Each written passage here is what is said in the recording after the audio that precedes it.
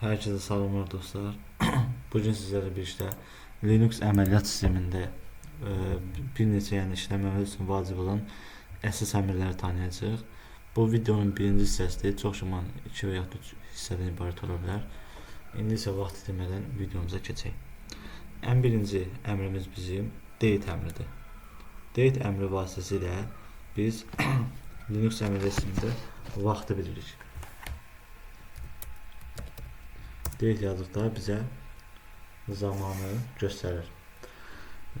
Kal əmrimiz var bizim, kalendar üçündür. Çünki biz kalendar bilmək üçündür.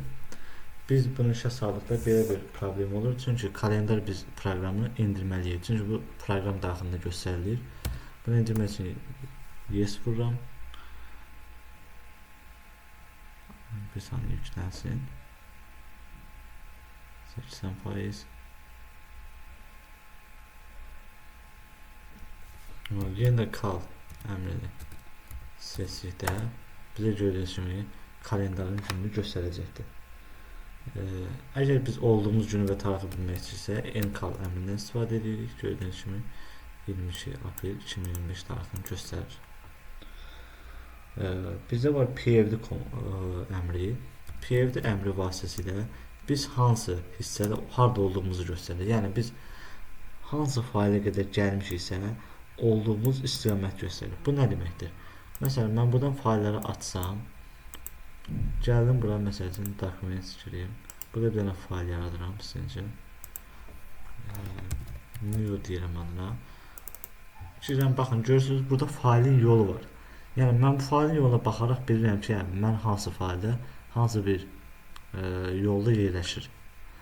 Ona görə də bu əmrdən istifadə edib, çox lazımlı əmrdir. İstifadə edərək faylın yerləşdiyi yeri öyrənmək mümkündür. Ls əmri var. Ls əmri nədir? Ls əmri yerləşdiyimiz seriyada, yəni yerləşdiyimiz yerdə bütün faylları bizə göstərir. Yəni içərisində nə var, nə yox, hamısını göstərir. Məsələn, home kalidə desktop var, documents var, downloads qovluqlar var, music var, pictures var və s. İndi baxaq görə bu nəyə deyilmiş? Buradan kaliyə girirəm, görürsünüz. Burada yazılan burada birə-bir eynidir. Desktop, documents, downloads, bu kimi fayllar mövcuddur. Mən root istifadəsindən keçmişəm deyənə, burada kalidə şeylər göstərir, bir neçə fərqli ola bilər. İndi adi istifadəsində də eyni şeylər göstərəcəkdir. LS-in müxtəlif əmrləri var ki, LS mənfa göstərdikdə burada bizə gizli fayllar göstərir. Yəni, biz burada hal-hazırda bir saniyə istifadəsini dəyişdirim mən. Adi istifadəsi keçsin. Birinci keçək. Home kaliyə. Home kaliyə yerinə keçdim mən. Görək indi haradayıq. pvd home kaliyə yerinə gəldim. Yenidən ls mənfanı vurdum. Gördüyünüz kimi hal-hazırda olduğum istiqamət, yəni home kalidə nə qədər view-nu buradan açıram. Show hidden files var. Gördüyünüz kimi bunu seçdikdə burada olanların hamısını burada biz əks olunacaq. Yəni gizli faylları görmək üçün ls mənfa işarəsindən istifadə olunur. Daha doğrusu əmrindən istifadə edilir. Sonra var bizim ls mənfi ela. Bu da yazıda qalsın. Mənfi daha çox list şəklinə çevrilir. Yəni daha sərgəli şəkildə bunları göstərəcək. Eyni ilə də bu əmr gizli faylları daha nizam-intizamlı şəkildə qarşımıza göstərir. Yəni sistem şəkildə göstərir. Gördüyünüz kimi ardıcıllıqla göstərəcək. Bunlar bilmək istəsəniz ki, bunlar nələrdir? Bir saniyə bunu yüklüyüm. Burada var DLX. Bunu ileride dərslərimizə biləcəyik nə olduğunu. Bunların hamısı faylın icazələridir. Read'dir, write'dir, execute'dur. Bunları bilmək üçün istifadə olunacaq. Daha sonra biz keçirik man əmrinə. Man command. Man command var. Üzr istəyirəm, səhv yazdım. Mən command əmri. Mən command əmri ilə bunu işləmədi. Üzr istəyirəm. Mən command əmri nə edir? Məsələn, mən buraya yazam, mən else. Nədir burada? Mənfi A olur göstərdi. Bu almost olur göstərdi. Escape. Yəni qısacası hansısa bir əmrin funksiyalarını bilmək üçün mən əmrini istifadə edirəm. Burada bir dənə Q yazırıq. Quite. Yazıram ki, məsələn, mən PWD. Burada görürsünüz ki, hamısının vəziyyətini göstərəcəkdir. Mən əmri də bu şəkildə. Keçək ən əsas əmrlərimizdən biri olan CD. Gəlin əvvəlcə PWD deyim. Görün mən haradayım. Mən home carry-dəyim. Əgər istəyirəmsə keçəm,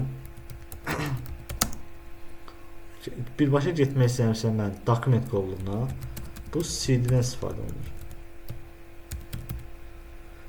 Bir sözlə, bu əmr vasitəsilə olduğumuz qovluqdan digər qovluqlara rahatlıqla keçirik. Və salam, deməli keçdim. PWD gördüyünüz kimi home carry documents.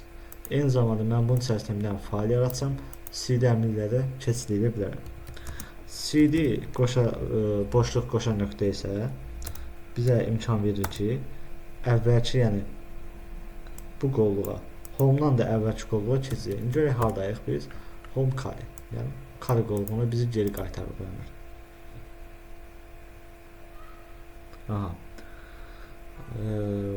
Var CP əmri. CP əmri nəsə kopyalamaq üçündür. Gəlin sizinlə bir yerdə dokumentin içərisində bir dənə də olsun fayl yaradaq. Bunun adı olsun new 2. Bu 1, bu da 2 olsun.